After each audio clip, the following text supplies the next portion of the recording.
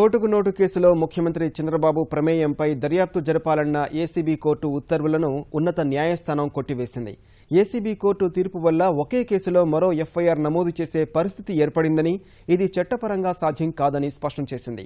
ఈ వ్యవహారంలో కోర్టులో ప్రైవేటు ఫిర్యాదు చేసే అర్హత వైకాపా ఎమ్మెల్యే ఆళ్ల రామకృష్ణారెడ్డికి లేదని న్యాయస్థానం తేల్చి చెప్పింది.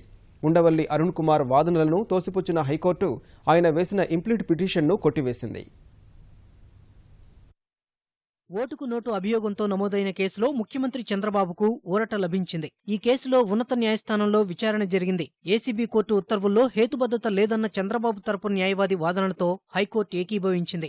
ఏసీబీ కోర్టు ఆదేశాల ప్రకారం చంద్రబాబు ప్రమేయంపై దర్యాప్తు జరిపేలా తెలంగాణ ఏసీబీని ఆదేశించాలన్న వైకాపా ఎమ్మెల్యే ఆళ్ల రామకృష్ణారెడ్డి, మాజీ ఎంపీ ఉండవల్లి అరుణ్ కుమార్ వాదనలను ఉన్నత న్యాయస్థానం తోసిపుచ్చింది. ఏసీబీ కోర్టు ఉత్తర్వులను కొట్టివేసిన హైకోర్టు అసలు కోర్టులో ప్రైవేటు ఫిర్యాదు చేసే అర్హత ఆళ్ల రామకృష్ణారెడ్డికి లేదని తేల్చి చెప్పింది.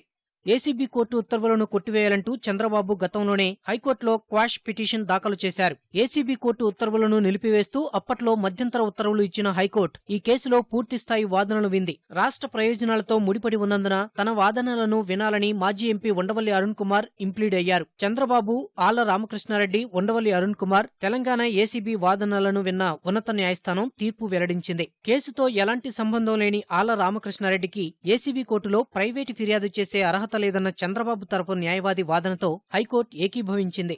ఏసీబీ కోర్టు ఉత్తర్వులతో ఇప్పటికే దర్యాప్తు చేస్తున్న కేసులో మరో ఎఫ్ఐఆర్ దాఖలు చేయాల్సిన చట్టవిరుద్ధమైన పరిస్థితి ఏర్పడిందన్న తెలంగాణ ఏసీబీ వాదనలను ఉన్నత న్యాయస్థానం అంగీకరించింది. చంద్రబాబు పాత్రపై దర్యాప్తు జరపాలని ఆదేశించే అధికారం ఏసీబీ కోర్టుకు ఉందన్న ఉండవల్లి అరుణ్ కుమార్ వాదనను ఉన్నత న్యాయస్థానం తోసిపుచ్చింది.